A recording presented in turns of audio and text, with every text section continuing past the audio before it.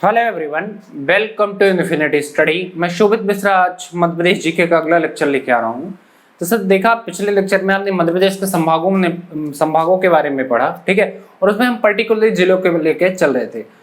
अब जिले क्या हैं, टोटल मध्य प्रदेश में 52 जिले हैं, तो 52 लेक्चर बनाते बहुत टाइम लग जाएगा। तो इसलिए हमने क्या किया, उसको स्पेशल एक वीक में एक लेक्चर, 2 लेक्चर उसको डाल देंगे और साथ में और other lecture Madhya Pradesh GK का साथ में चलता रहेगा।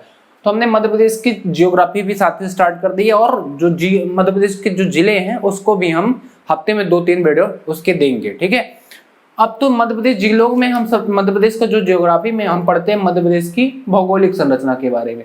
अब भौगोलिक संरचना के आधार पर देखेंगे कितने वर्गों में मध्य प्रदेश को बांटा गया है और उसका विस्तृत अध्ययन करेंगे। पर्वत पठारों का अध्ययन करेंगे, कौन कौन से पठार है, पर्वत है, क्या खासियत है उनकी, तो उनका सब अध्ययन विस्तृत का अध्ययन करते हैं, ठीक है। इससे पहले देखते हैं मध्य प्रदेश की भौगोलिक संरचना पर। देखो जो मध्य प्रदेश था हमारा, आपको पता ही होगा कि मध्य प्रदेश भूवैज्ञानिक दृष्टि से प्राचीनतम गोंडवाना लैंड का भूभाग ही था। बात समझ में आ गई? मतलब कहने का मतलब है कि जो मध्य प्रदेश था वो पूरी तरीके से किसका भाग था? गोंडवाना लैंड का। अब देखो गोंडवाना लैंड था क्या? पहले जो हमारे पूरे 7 महाद्वीप हैं, बात समझ में आया, वो एक महाद्वीप हुआ करते थे और उसका नाम क्या था? पैंजिया का पठार। ये था पूरा जो 7 महाद्वीप हैं हमारे, ठीक है।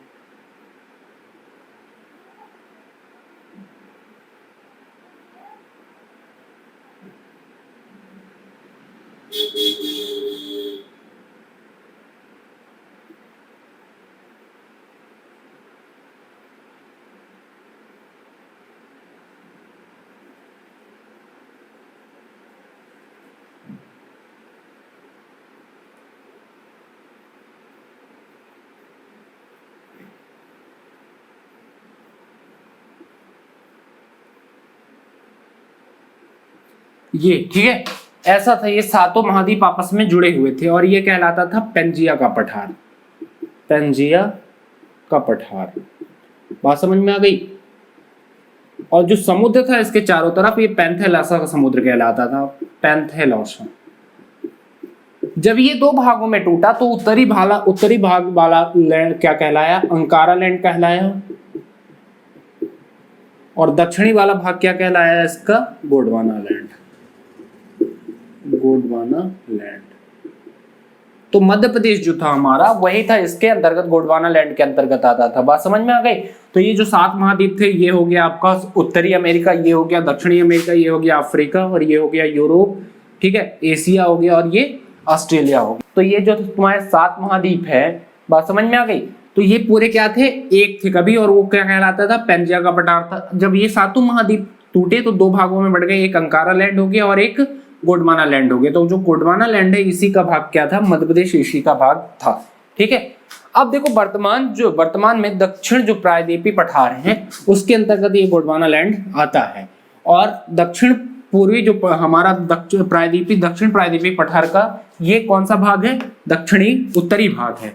देखो मध्य प्रदेश भारत का मैप देखो, ये वाला प्रायद्वीपीय पठार होता क्या है पता? प्रायद्वीपीय पठार ये वो भाग कहलाता है जो पूरी तरीके से 3 तरीके से पानी से घिरा हुआ ऐसा क्षेत्र होता है, उसे हम क्या कह देते हैं? प्रायद्वीपीय पठार। तो भारत का ये वाला जो क्षेत्र, ये वाला क्षेत्र है, ये क्या कहलाता है? प्रायद्वीपीय भारत कहलाता है। क्यों? क्योंकि 3 तरफ से पानी से घिरा हुआ। इधर आपकी उसकी बंगाल की खाड़ी और इधर खंभात की खाड़ी या अरब सागर और इधर हिंद महासागर।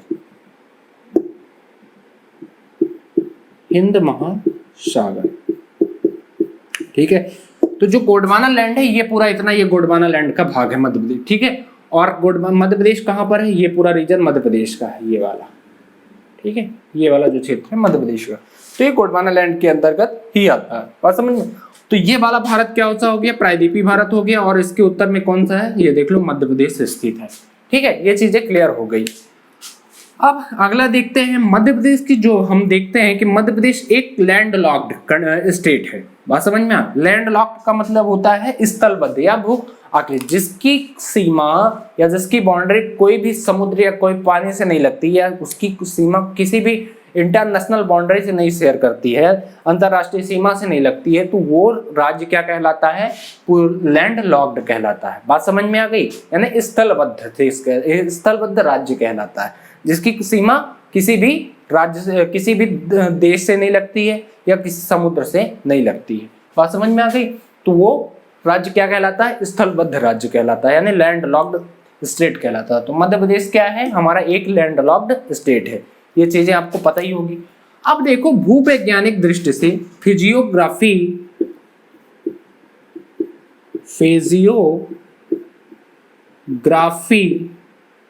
मैप ऑफ इंडिया के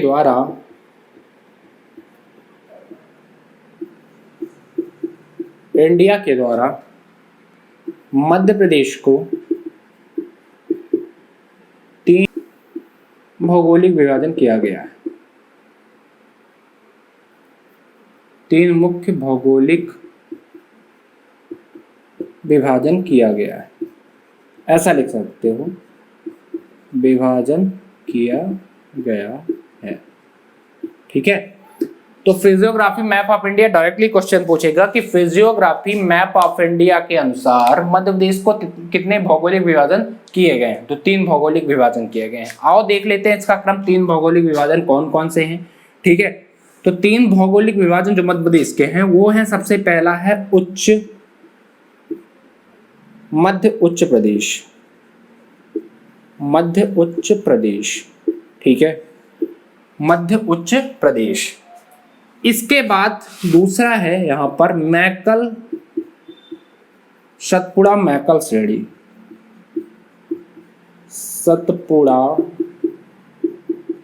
मैकल श्रेणी।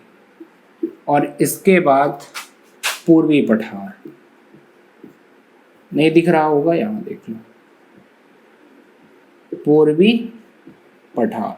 इसी को हम कहते हैं बघेलखंड का पठार।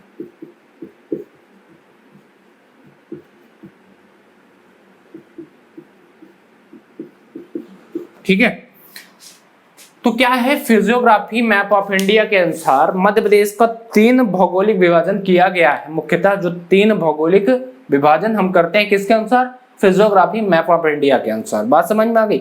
और भौगोलिक दृष्टि से भी हम मध्य प्रदेश को 3 भागों पे भी देखते हैं। ठीक है, पहला होता है मध्य उच्च प्रदेश। देखो मध्य उच्च प्रदेश के अंतर्गत ये पूरा आ जाता है, मालवा का पठार, ठीक है, मध्य भारत का पठार, बुंदेलखंड का पठार, रीवा पन्ना का पठार, ये जो पूरा ये वाला जो रीजन है, ये वाला जो इतना रीजन है, बात समझ में आ गई। यहाँ तक ये पूरा क्या कहलाता है, आपका मध्य उच्च प्रदेश कहलाता है, मध्य उच्च प्रदेश। ठीक है, फिर ये कहलाता है पूरा आपका ये वाला क्षेत्र, रीवा पन्ना, ये बघेलखंड या पूर्वी पठार, ये कहलाता है पूर्वी पठार। और ये नीचे वाला ये पूरा रीजन ये कहलाता है सतपुड़ा मैकल श्रेणी। तो 3 भागों में हम डिवाइड करते हैं, तो पूरा मध्य उच्च प्रदेश हो गया, पूर्वी पठार हो गया और इधर सतपुड़ा मैकल श्रेणी हो गया। अब मध्य उच्च प्रदेश के अंतर्गत देखते हैं हम, तो इसको मुख्यतः 5 भागों में बांटते हैं। पहला है मध्य उच्च प्रदेश, ठीक है। दूसरा है बुंदेलखंड का पठार,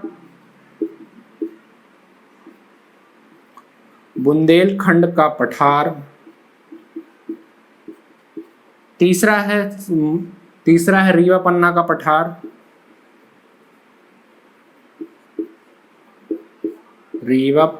पठार, इसे हम एक और नाम से जानते हैं विंध्यन कगार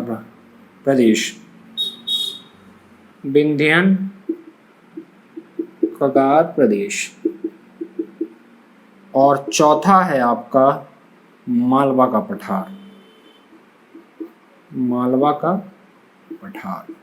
और 5वां है आपका छूट गया यहाँ पर बघेलखंड का पठार।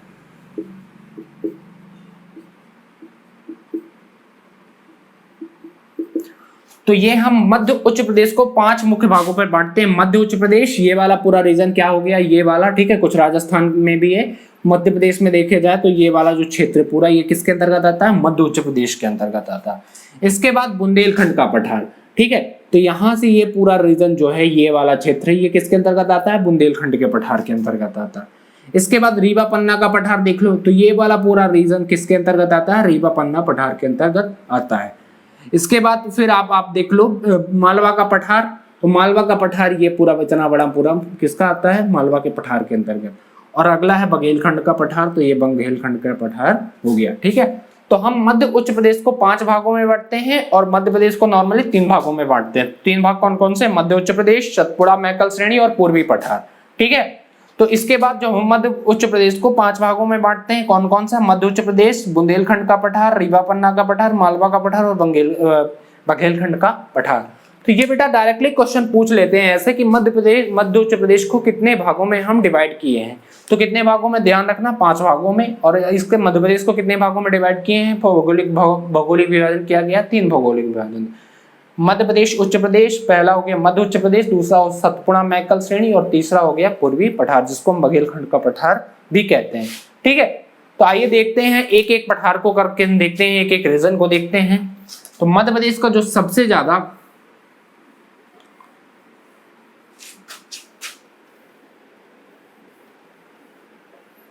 उम्मीद है समझ में आ रही होगी। मैप के ध्यान रखना, मैप से ही पढ़ना। मैप आप एटलस ला लो एक, और एटलस में मैप को समझते रहो। ठीक है, अब हम पहला देखते हैं मध्य उच्च प्रदेश। मध्य उच्च प्रदेश, ठीक है।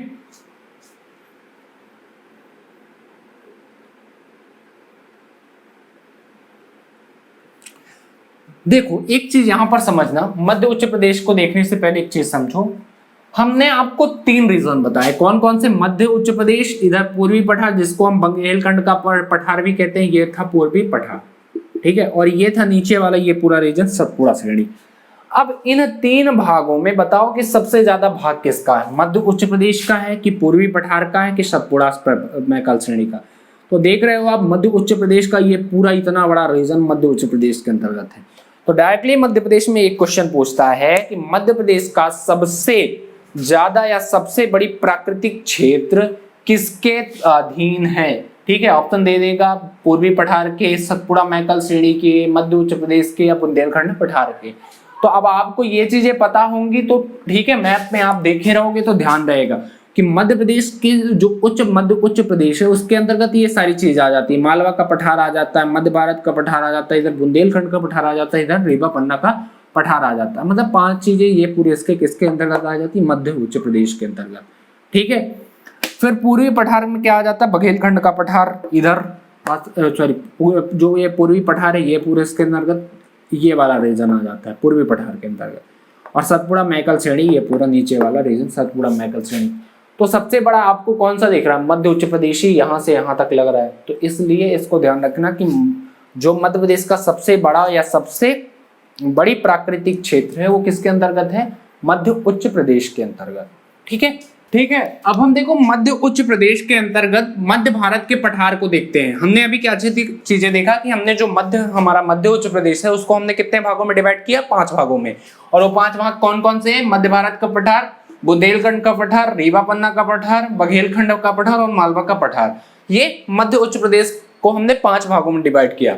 मध्य प्रदेश का भौगोलिक विभाजन हमने 3 भागों में किया। मध्य उच्च प्रदेश, दूसरा है सतपुड़ा मैकल पर्वत श्रेणी और तीसरा है पूर्वी पठार या बघेलखंड का पठार। तो 3 भागों में हमने जब इनको मध्य प्रदेश को भौगोलिक विभाजन किया तो उसमें से जो हमारा मध्य उच्च प्रदेश था उसको हमने 5 भागों में डिवाइड किया और वो 5 भाग हमने आपको ये बता दिए। ठीक है, तो पहला जो भाग था मध्य उच्च प्रदेश के अंतर्गत कौन सा था? मध्य भारत का पठार, उसको हम देखते हैं। मध्य भारत के पठार को हम देखते हैं। मध्य भारत के पठार, भारत का पठार। अब देखो पठार होता क्या है, सबसे पहले ये जानो समझो। देखो पठार क्या होता है? पठार एक ऐसा भूभाग होता है, ना तो ज्यादा ऊंचा होता है, ठीक है, और वो पर्वत और पठार में डिफरेंस क्या? सबसे पहले ये समझो, पर्वत की जो चोटियां होती है वो बहुत ही लंबी लंबी होती हैं और नुकीलेदार होती है, लेकिन जो पठार होता है वो तो ना तो बहुत ही ऊंचा होता है और जो उसका ऊपरी भाग होता है वो समतल होता है। बात समझ में आ गई? तो ये पर्वत और पठार में डिफरेंस होता है। ठीक है, तो पर्वत और पठार क्या है? पठार क्या है? ऊपरी भाग पूरी तरीके से समतल होता है और इसमें ये ज्यादा ऊंचे नहीं होते हैं। तो पठार समझ गए आप, पठार क्या होता है। तो मध्य भारत के हम पठार को देखते हैं। अब हम इसका देखेंगे विस्तार क्या है, अच्छा क्षेत्रफल कितना है इस पठार का, मध्य भारत के पठार का क्षेत्रफल कितना है, ये सारी चीजें हम इसमें देखते हैं। तो देखो मध्य भारत का पठार कहां से कहां तक है, ये आपको मुरैना और इधर आप देख रहे हो मंदसौर, ये वाला पूरा रीजन जो है ये मध्य भारत के पठार के अंतर्गत आता है। ठीक है, मध्य भारत के पठार के अंतर्गत आता है। अब हम इसकी भौगोलिक स्थिति को यदि देखते हैं, भौगोलिक स्थिति, ठीक है, भौगोलिक स्थिति को हम देखते हैं यदि मध्य भारत पठार की, तो क्षेत्रफल की बात करते हैं हम, एरिया की सबसे पहले बात करते हैं यदि, तो मध्य भारत का पठार का टोटल जो क्षेत्रफल है 32,896 वर्ग किलोमीटर, ये मध्य भारत के पठार का टोटल एरिया है। ठीक है, इसके बाद ये जो टोटल मध्य प्रदेश का क्षेत्रफल है, मतलब कि मध्य प्रदेश का कुल कितना क्षेत्र, जितना क्षेत्रफल है उसका ओनली 10.7% हिस्सा ही मध्य भारत का पठार का है। यानी सपोज दैट ये एक मध्य प्रदेश है, ठीक है, अब इसका ये पूरा 100% अपने आप में हो गया, तो इसका सिर्फ 10%, मतलब ये वाला यदि रीजन की बात करें सिर्फ 10% ये हो गया, फिर 10% इतना हो गया, 10% और हो गया, ये 10 हो गया, मतलब 1/10वां भाग के देखा जाए तो वो मध्य भारत के पठार का है। आ गई बात समझ में। यानी टोटल मध्य प्रदेश के एरिया का, यानी 36 मध्य प्रदेश के कुल क्षेत्रफल का कितने परसेंट है, 10.7% मध्य भारत के पठार का एरिया है। आ गई बात समझ में। ठीक है, अब हम यदि अक्षांशीय दृष्टि से बात करते हैं कि अक्षांशीय दृष्टि से इसका विस्तार कितना है, तो इसका अक्षांश क्या है, 24 डिग्री उत्तरी अक्षांश से 26 डिग्री 48 मिनट उत्तरी अक्षांश तक, उत्तरी अक्षांश तक ये फैला हुआ है। जो मध्य भारत का पठार है वो 24 डिग्री उत्तरी अक्षांश से 26 डिग्री 48 मिनट उत्तरी अक्षांश तक। देखो अब हम यहाँ पर अक्षांश की चर्चा नहीं करेंगे, अक्षांश हमने मध्य प्रदेश के भी जीके में पढ़ा दिया है। जब हम स्टार्टिंग मध्य प्रदेश का भौगोलिक स्थिति के बारे में पढ़ा रहे थे वहां पर भी अक्षांश आपको बकायदे समझाया, और ज्योग्राफी का जो हमारे वीडियो चैनल पे पढ़ा है वहां पर भी हमने अक्षांश अच्छी तरीके से पढ़ाया है। आप जाकर वहां देख सकते हैं अक्षांश देशांतर क्या होता है। ठीक है, तो यदि अक्षांशीय दृष्टि से यदि मध्य भारत का पठार का विस्तार पूछता है तो 24 डिग्री उत्तरी अक्षांश से लेकर 26 डिग्री 48 मिनट उत्तरी अक्षांश तक क्या है, मध्य भारत का पठार का विस्तार है। देशांतरी दृष्टि से यदि पूछता है, ठीक है, देशांतरी दृष्टि से इसका यदि विस्तार पूछता है तो 74 डिग्री 50 मिनट पूर्वी देशांतर से 79 डिग्री 10 मिनट पूर्वी देशांतर तक, पूर्वी देशांतर तक मध्य भारत के पठार का विस्तार है। ठीक है ना, देशांतरीय दृष्टि से यदि मध्य भारत पठार का विस्तार पूछा जाए तो 74 डिग्री 50 मिनट पूर्वी देशांतर से 79 डिग्री 10 मिनट पूर्वी देशांतर तक मध्य भारत के पठार का, ठीक है, विस्तार है। बात समझ में आ गई।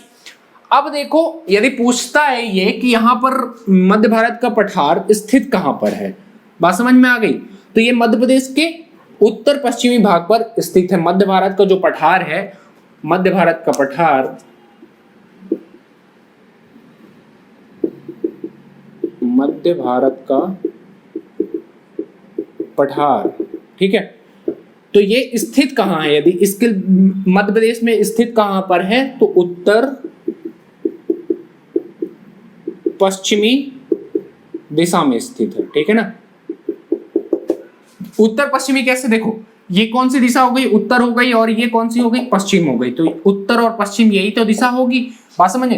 तो ये मध्य प्रदेश में कौन सी किस दिशा पर स्थित है, उत्तर पश्चिमी दिशा पर स्थित है। बात समझ में। अब देखो मध्य भारत का पठार जो है कितने राज्यों के साथ सीमा बनाता है ये देख लो। तो ये देखो आप राज्यों के साथ, किस राज्यों के साथ, इधर राजस्थान उत्तर प्रदेश के साथ ये सीमा बना रहा है, यहाँ पर उत्तर प्रदेश, और इधर राजस्थान के साथ बना रहा है। मतलब दो राज्यों के साथ ये सीमा बना रहा है। कौन कौन से, राजस्थान और उत्तर प्रदेश।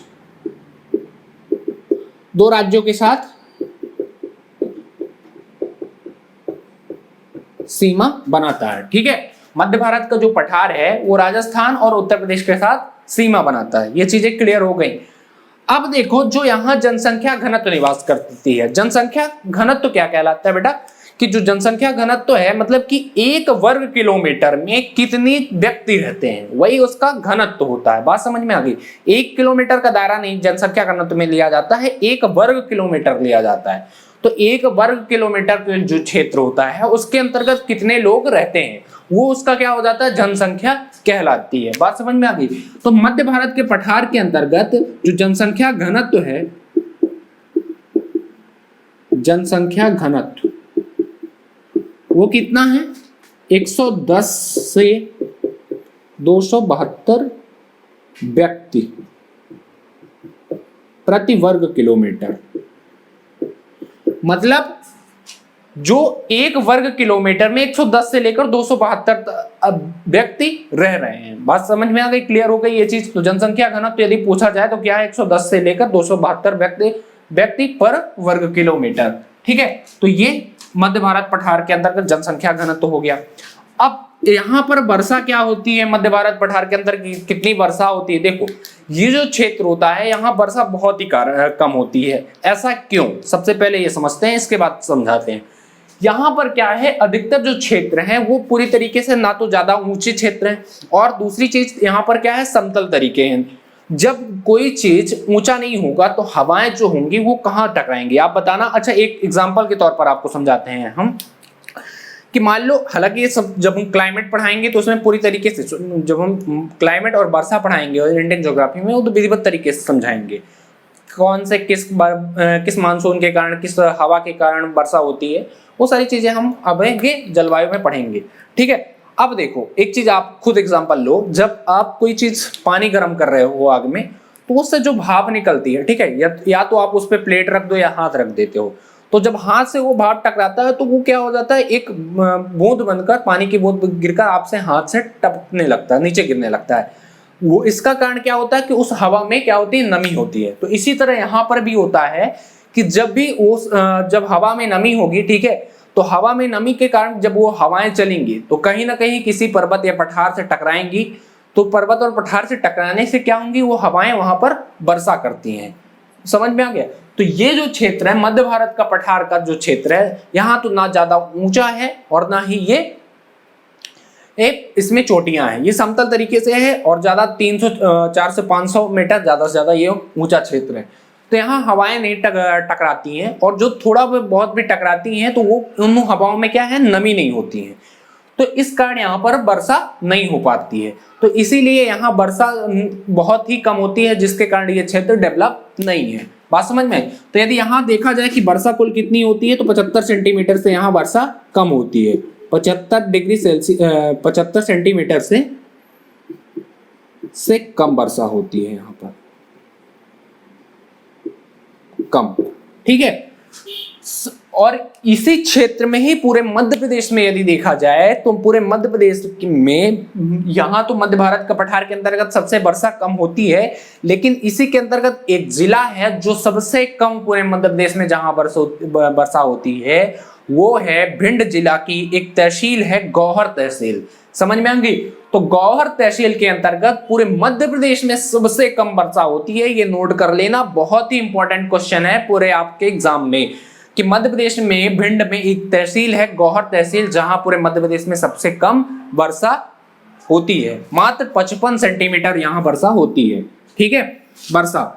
अब देखो, यहाँ जब वर्षा बहुत कम होगी तो तापमान भी क्या होगा, हाई होगा, क्योंकि वर्षा जब कम होती है तो वहां पर टेम्परेचर क्या होगा, हाई होगा, और टेम्परेचर हाई होगा तो पेड़ पौधे भी कम होंगे। तो यहाँ वन कैसे पाए जाएंगे, यहाँ वन जो है कटीले पेड़ मैक्सिमम पाए जाते हैं, जैसे बबूल हो गया, शीशम हो गया, खैर हो गए, तो ये सारे क्या हो गए, नागफनी हो गया। यहाँ ये पेड़ होते हैं जहां वर्षा कम होती है, वहां कैसे वन पाए जाते हैं, वो कटीले वन पाए जाते हैं। ठीक है, तो यहाँ का तापमान जो है, तापमान क्या है, 17 डिग्री सेल्सियस से लेकर, ठीक है, सॉरी यहाँ का तापमान है 18 डिग्री सेल्सियस मिनिमम है, और 19 डिग्री 40 डिग्री सेल्सियस से 44 डिग्री सेल्सियस मैक्सिमम है। ठीक है, तो मतलब यहाँ का जो मिनिमम तापमान है वो कितना है, 18 डिग्री सेल्सियस। ठीक है, और जो सबसे ज्यादा यहाँ क्या रिकॉर्ड किया गया, 40 डिग्री सेल्सियस से 44 डिग्री सेल्सियस तक यहाँ का तापमान मैक्सिमम है। ये चीजें क्लियर हो गई आपको।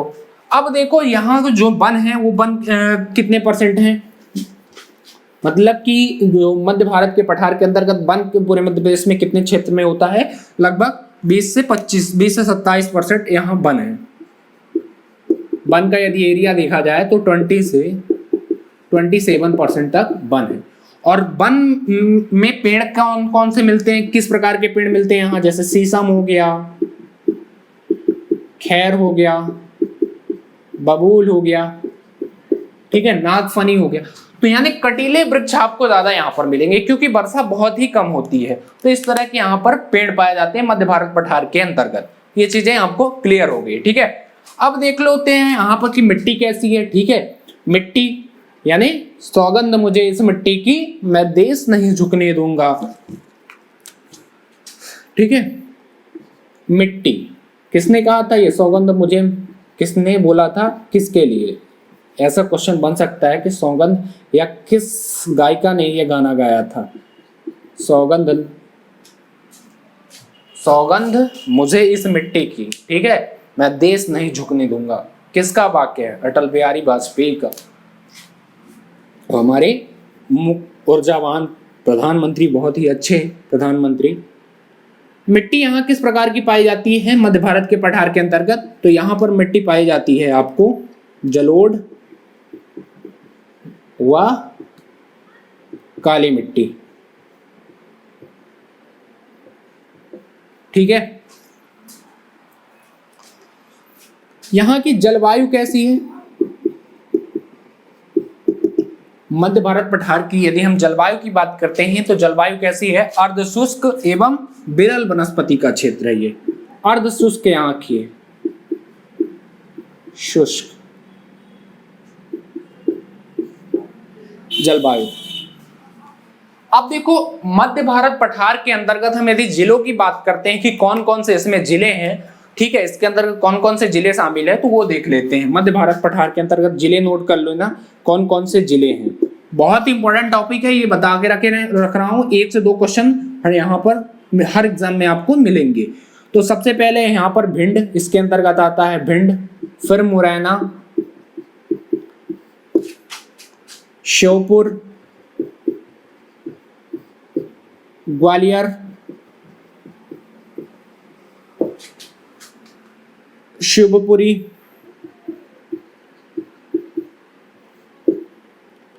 शिवपुरी के बाद गुना, नीमच और मंदसौर। ठीक है, तो ये इसके अंतर्गत आते हैं जिले। मध्य भारत पठार के अंतर्गत ये जिले आते हैं भिंड, ठीक है, मुरैना, श्योपुर, ग्वालियर, शिवपुरी, गुना, नीमच और मंदसौर, ये इसके अंतर्गत जिले आते हैं। ठीक है, ये चीजें आपको यहाँ पर क्लियर हो गई होंगी। अब देखो उद्योग की हम यदि यहाँ पर बात करते हैं कि यहाँ पर कौन कौन से उद्योग हैं और कौन सी प्रकार की यहाँ पर मतलब कि प्रमुखता फसलें यहाँ पर कौन कौन सी होती है, तो यहाँ जो फसल है वो होती है मुख्यतः गेहूं हो गया, ज्वार हो गया, आपका सरसों हो गया, तिल हो गए। तो इस तरह की यहाँ पर मुख्यतः फसल जहां पानी की मात्रा कम होती है, ठीक है, जिस फसल में पानी की मात्रा कम लगे तो वो इधर यहाँ पर क्या होती है, इस प्रकार की यहाँ पर फसलें उगाई जाती हैं। ठीक है, जैसे सरसों हो गया तो सरसों में पानी की मात्रा कम यूज होती है। ठीक है, तिल हो गया वहां पर पानी की मात्रा कम लगती है, तो ऐसी यहाँ पर फसलें उगाई जाती हैं। ज्वार को भी कम पानी चाहिए, तो यहाँ की मुख्यतः ऐसी फसलें हैं जहां जिसको पानी कम चाहिए। तो फसलें लिख लो मध्य भारत के पठार के अंतर्गत, ज्वार हो गया, गेहूं हो गया, ठीक है, तिल हो गया, फिर सरसों हो गया। ये यहाँ की मुख्यतः फसलें हो गई। ठीक है, अब इसके बाद हम देखते हैं आगे उद्योग देख लेते हैं कि उद्योग कौन कौन से हैं यहाँ पर।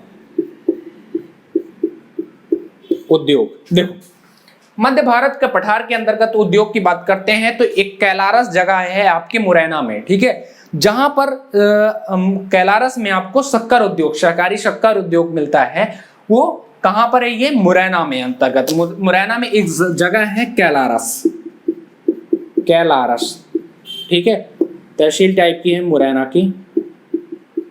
यहां पर क्या है? सहकारी शक्कर उद्योग, सहकारी शक्कर उद्योग, ठीक है। इसके बाद डबरा देख लेते हैं। एक जगह है गुना में डबरा, यहां पर है चीनी उद्योग, चीनी उद्योग। इसके बाद शिवपुरी, शिवपुरी व मुरैना में एक जगह है बानमौर, मुरैना। तो यहां दोनों जगह है। कौन सा? खैर उद्योग है, खैर उद्योग, ठीक है। इसके बाद बनमौर में ही, जो ये बनमौर मुरैना का है, बनमौर में है सीमेंट उद्योग,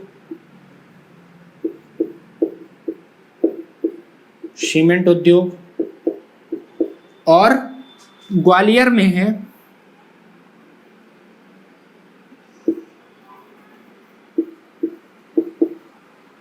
ग्वालियर के अंतर्गत आता है बिस्किट, जो आप खाते हो, ठीक है, बिस्किट, बिस्कुट उद्योग, चीनी उद्योग और कृत्रिम रेशा, कृत्रिम रेशा उद्योग। तो ये किसके अंदर? साथ साथ मिट्टी के बर्तन के उद्योग भी यहीं पर है। ये चीजें आगे भी लिख लेना, मिट्टी के बर्तन के उद्योग,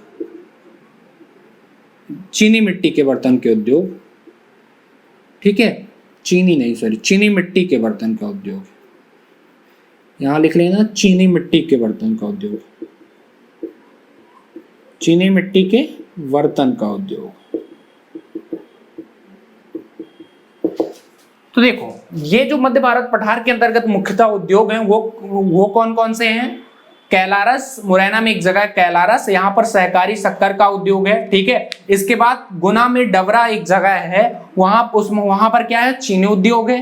साथ में शिवपुरी और बनमौर जो मुरैना में है उसमें है खैर उद्योग है। और बनमौर एक जगह है मुरैना में ही, वहां पर सीमेंट उद्योग है। साथ में ग्वालियर में बिस्कुट उद्योग है, चीनी के मिट्टी के बर्तन के उद्योग है और कृत्रिम रेशा के उद्योग है। तो ये मुख्यतः मध्य भारत पठार के अंतर्गत उद्योगों की बात हो रही है। तो ये मुख्यतः हमने खत्म कर लिया मध्य भारत का पठार। अब देखो अगले लेक्चर में हम पढ़ते हैं बुंदेलखंड का पठार, रीवा पन्ना का पठार, ठीक है, जिसको हम कहते हैं विंध्यन कगार प्रदेश भी कहते हैं। साथ में मालवा का पठार और बघेलखंड के पठार का विस्तृत अध्ययन करते हैं। यहाँ से आपको एक क्वेश्चन भी बाहर नहीं जाने वाला, ये गारंटी के साथ हम कह सकते हैं। कोई भी एग्जाम के क्वेश्चन में आपके कोई भी क्वेश्चन आ जाए, यदि आपने इतना कवर कर लिया, इतना पढ़ लिया, तो आपका क्वेश्चन नहीं छूटेगा, ये मेरी गारंटी है। तो आप हमसे बने रहो, चैनल को सब्सक्राइब करो और वीडियो को ज्यादा से ज्यादा शेयर करो। तो अगला इसमें हम क्या पढ़ेंगे? अगले में बुंदेलखंड का पठार, रीवा पन्ना का पठार, बघेलखंड का पठार, नर्मदा मालवा का पठार, फिर इसके बाद नर्मदा सोन घाटी को कवर करेंगे और सतपुड़ा महकल श्रेणी को खत्म करेंगे, ठीक है। तब तक आप हमसे बने रहिए और चैनल को सब्सक्राइब करें, तो तब वीडियो को ज्यादा से ज्यादा शेयर करें और कमेंट जरूर करके बताएं कि वीडियो कैसा था। थैंक यू सो मच, मिलते हैं नेक्स्ट लेक्चर में।